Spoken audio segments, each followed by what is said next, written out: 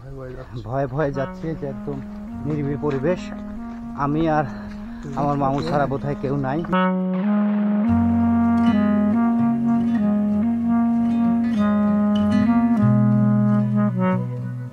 তো যদিও একটু ভয় ভয় অনুভব হচ্ছে, আসলে দেখতে আপনাদের মনে হতে পারে কোনো জঙ্গলে আছি আমরা, আসলে কিন্তু তা না। এটা পদ্মার গর্ভ, ভূগর্ভ অবস্থান করছে। এই যে উস্তাদ পেয়ে গেছি। আচ্ছা, আগে ভয় দেখানোর দরকার নাই। এই যে শিয়াল চলে গেল। আমরা এখন মোটামুটি আছি সৌদির রাজপুতের চরে,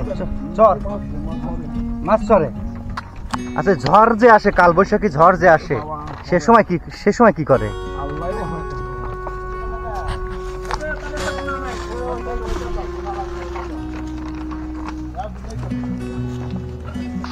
এই যে আমরা গাঁও ছমছমে পরিবেশ দিয়ে রওনা হয়েছে আমরা দুজন। জানি না এই রাস্তা কত দূরে শেষ হবে, তবে রাস্তা বলতে গেলে ভুল হবে। এটা হলো কলা বাগান, কলা বাগানের মাঝখান দিয়ে রাস্তা। তো যদিও একটু ভয় ভয় অনুভব হচ্ছে। তো এই যে আমরা রওনা হয়েছি, মাঝে মধ্যে একটু ফাঁকা জায়গা পাচ্ছি, তবে আমি শিওর না। তবে অনেকটা পথই কিন্তু আমরা পেরিয়ে আসছি। আমি একটু বাগানে, একদম কলা বাগানের মধ্যে দিয়ে আছি। কলা, এই যে চারপাশ দিয়ে শুধু কলা আর কলা। তো এই কলা বাগানের মধ্য দিয়ে যাচ্ছি। আসলে দেখতে আপনাদের মনে হতে পারে কোনো জঙ্গলে আছি আমরা, আসলে কিন্তু তা না। এটা পদ্মার গর্ভ, ভূগর্ভ। তো ভূগর্ভে যখন চর জেগে ওঠে, তখন কৃষকের আবার সেখানে পুনরায় স্বপ্ন দেখে চাষাবাদের, এবং সেখান থেকে শুরু হয় এই চাষাবাদের সূচনা। তো এখন দেখেন আমরা মোটামুটি যাচ্ছি কলা বাগানের মধ্য দিয়ে, ভয়ে ভয়ে যাচ্ছি যে একদম নিরিবিলি পরিবেশ। আমি আর আমার মামু ছাড়া বোধহয় কেউ নাই। কিন্তু সবচেয়ে বড় বিষয় হলো, আমি একটু সামনে দেখাই যে এই রাস্তাটা কখন শেষ হবে তা কিন্তু আমি জানি না।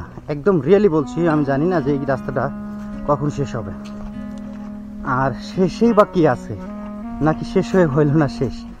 এই যে রাস্তার মাঝখান দিয়ে আমরা যাচ্ছি, দুপাশ দিয়ে শুধু কলা আর কলা।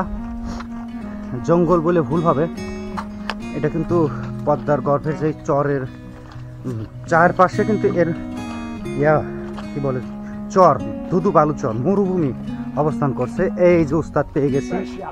আচ্ছা, আগে ভয় দেখানোর দরকার নাই। এই যে শিয়াল চলে গেল। তো এখান থেকে আর কিছু হোক, এখানে কিন্তু আর কিছু যদি ভাগ ভাল্লুক নাও থাকে, তবে শিয়ালের মনে হয় থাকাটা পসিবল। কারণ আমি আপনাদের ক্যামেরা একটু আগে দেখিয়েছি, আপনাদের দেখাই, শরীর ঘেমে গেছে আর কি। তবে পানি আমাদের সাথে আছে, তবে সে পানি সম্ভবত খাওয়ার মতো না, গরম হয়ে গেছে। এই যে আমরা একটু শব্দ শুনতে পাচ্ছি ইয়ার, ওই যে বাড়ি ঘর দেখতে পাচ্ছি, বোধ হয় কিছুক্ষণের মধ্যে আমরা বাড়ি পৌঁছে যাব। তো আমার এই চরের জীবনযাত্রা, চরের সম্পর্কে আমি গত পর্বগুলোতে দেখিয়েছি, এবং আরও কিছু থাকবে ইনশাল্লাহ। এছাড়া বাংলাদেশের যে কোনো পর্যটন এরিয়াতে আমার ভ্রমণের ইচ্ছা রয়েছে, অলরেডি ভ্রমণ করেছি, তো আরও করার ইচ্ছা আছে, এবং আপনাদেরকেও সেগুলো শেয়ার করব। আর আপনাদের ভালোবাসা পেলে আমি হয়তো পুরো জগৎটাই ঘুরে দেখতে চাই। তো এই যে সম্ভবত শব্দ শুনতে পাওয়া যাচ্ছে। আন্টি, এই চরের শেষ মাথাটা কোথায়? এই জায়গা না না, রাস্তায় যাবো, আমরা একটু ঘুরতে আসছি আর কি। তো বলছি যে এই পাশ দিয়ে যে একটা আসছে না, এইটা আর হলো এই পাশ দিয়ে একটা আসছে, এইটা সামনে যা মিলিত হয় নাই। না, আমরা আবার ওইখান থেকে ওই দিকে যাওয়া যাবে।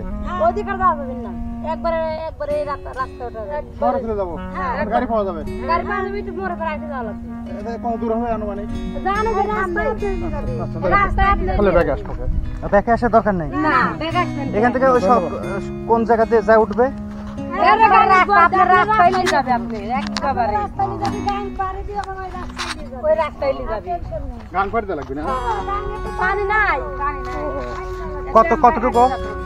কতটুকু নদী আছে? আচ্ছা আমি বলছিলাম যে এই পাশ দিয়ে যেটা নদী আসছে, হ্যাঁ বড়টা এসে ওইটার সাথে আবার লেগে যায় নাই? কত দূর তাও? এই জায়গাটার নাম কি কাকা? সুধীর সৌদি রাজপুত।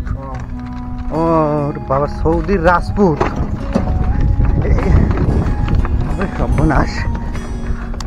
আমরা এখন মোটামুটি আছি সৌদির রাজপুতের চরে, মাছ চরে আছি। এই যে কাকার সাথে মহিষের গাড়িতে উঠছি আমরা দুজন। তো কাকা অনেকটা উপকার করলো আমাদের, হেঁটে হেঁটে প্রায় ক্লান্ত, প্রায় না ফুলই ক্লান্ত। আচ্ছা আমরা ফুলই ক্লান্ত আর কি। তো যাচ্ছি আমরা মহিষের গাড়িতে। কাকা এই যে এখন এই চর শেষ হবে কত সময় পর? আপনি কত দূর থেকে আসলেন?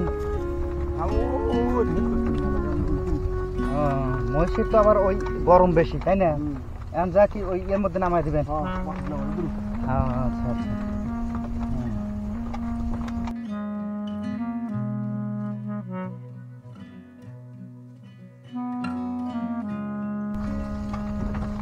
কাকার ওই ইয়েতে আবাদ আছে না, চাষাবাদ?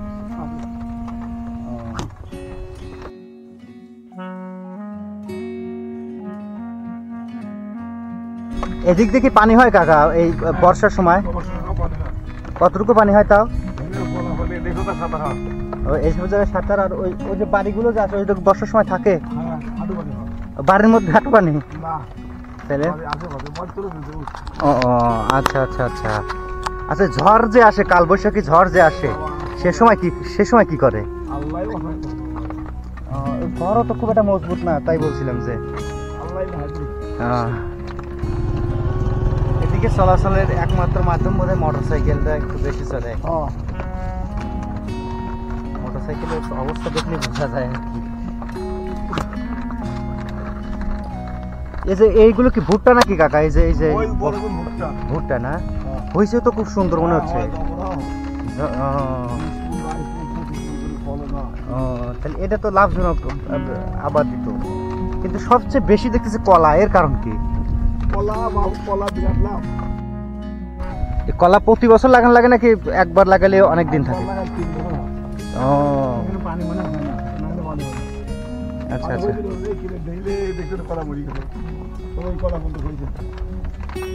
এদিক তো বালি মাটি কম, মানে ভাঙার ভয় খুব একটা বোধহয় নাই নাকি?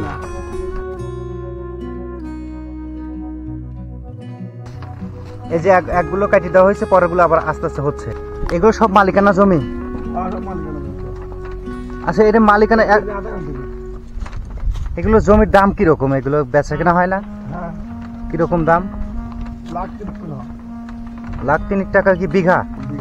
বৃষ্টির সিজন হয় তখন মনে হয় একটু মুশকিল হয়। ও আচ্ছা আচ্ছা আচ্ছা। ও 400-300 টাকা করে বিক্রি হয় এক একটা গাছ, তার মানে তো কলায় খুব লাভ। কিন্তু ছোট ছোট তো দেখতেছি, খুব একটা বড় কলা না কিন্তু। সবরি কলা, আচ্ছা আচ্ছা আচ্ছা। ও এখান থেকে গাড়িতে করে নিয়ে যায়?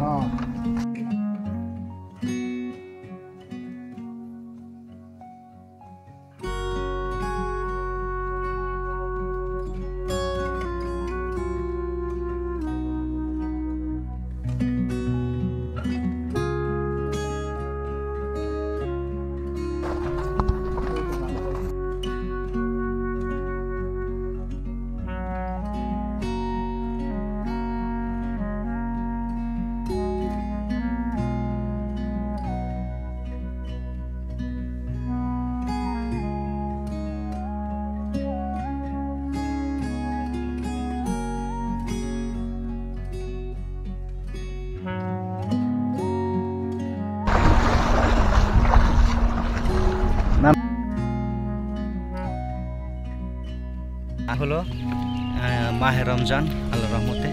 তো কাকা আমাদের অনেক হেল্প করতেছে, বলার মতো না। যে আমরা একটুখানি রেস্ট করার পরে মহিষকে একটু এই যে দেখাচ্ছি, মহিষকে একটু গোসল করানো হলো। মহিষ একটু গোসল করার পরে